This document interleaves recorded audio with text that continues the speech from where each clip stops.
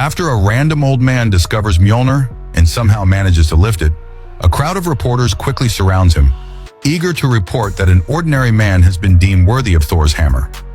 Iron Man soon arrives and pushes the reporters aside before taking the man somewhere private. Tony gets straight to the point, explaining that the situation is clearly a mistake and asking him to hand over Mjolnir so he can return it to Thor.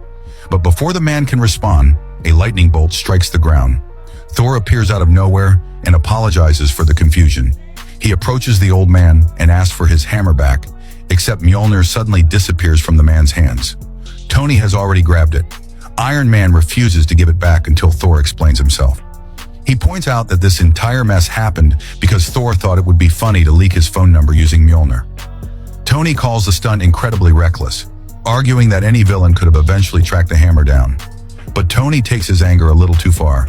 He actually swings Mjolnir and smacks Thor with it. Thor immediately loses his patience.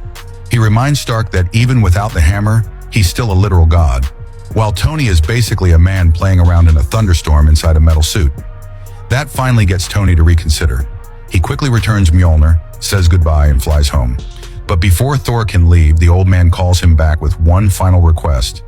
He asks if, before returning to normal, Thor could help him fulfill his lifelong dream of flying, like the birds he spent years watching from his window. Thor agrees. He teaches the old man how to fly, and the two soar through the sky together. Eventually, they return safely to the ground, where the man finally transforms back to normal.